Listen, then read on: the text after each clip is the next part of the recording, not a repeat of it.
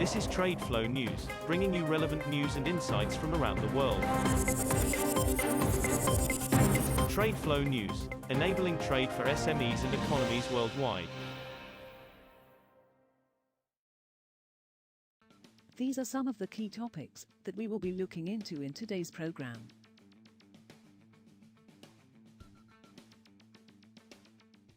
First, let's take a look at the overnight headlines which are impacting the commodity markets.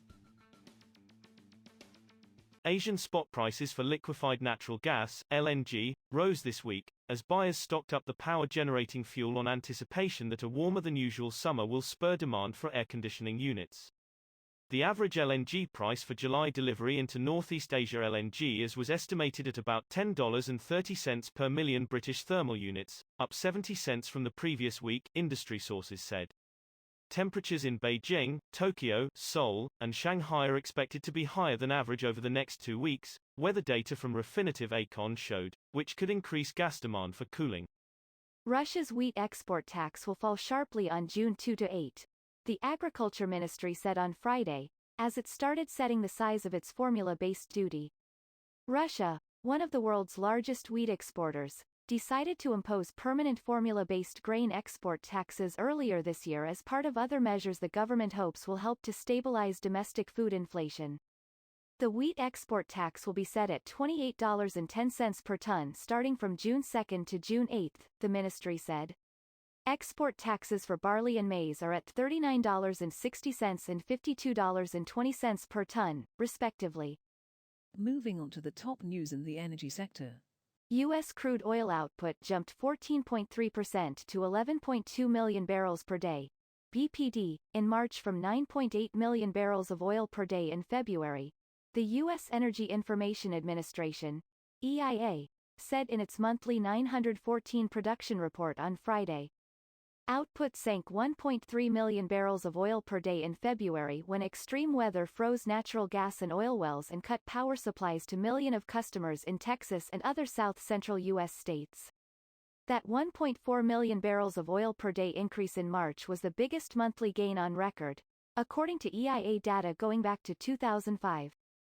President Joe Biden's administration expects to release results of its review of the federal oil and gas leasing program by early summer, Interior Secretary Deb Haaland said on Friday.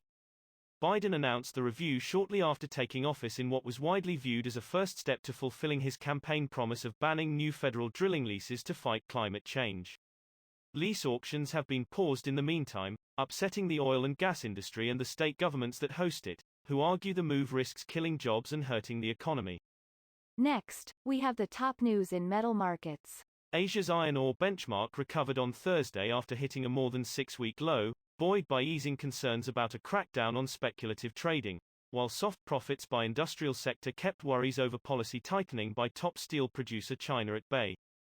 Iron ore on China's Dalian Commodity Exchange ended daytime trading 1.1% higher at 1,046 yuan and 50 fen, $164.10, a ton, after earlier falling to 985 yuan, its lowest since April 12. On the Singapore Exchange, the steelmaking ingredient surged 5.6% to $182.10 a ton by 0725 GMT, after touching a more than 5-week low of $170.50 earlier. China's carbon emissions from the non-ferrous sector will peak sometime after 2025, as a switch to recycled aluminium from electrolytic aluminium speeds up, an industry official said on Friday. China is the world's largest producer of aluminium, which is made using an energy-intensive smelting process, and aluminium makers are pushing for a low-carbon production plan. President Xi Jinping has pledged China will reach peak carbon emissions before 2030 and become carbon neutral by 2060. Carbon emissions from the non-ferrous sector are expected to peak at around 750 million tons, an increase of 90 million compared with 2020. We will now look at the top news in the agricultural sector. More than 96,000 hectares, 237,221 acres, of agricultural land has been inundated in parts of an eastern Indian state hit by a powerful storm this week, officials said on Friday, a year after the coastal region was ravaged by a super cyclone. Cyclone Yas swept in from the Bay of Bengal on Wednesday, triggering storm surges that broke through embankments in West Bengal state, particularly hitting hard the ecologically sensitive Sundarbans Delta that stretches into neighboring Bangladesh. Initial assessment by the West Bengal government showed that water had entered around 96,650 hectares of land that had standing crops, a state official said.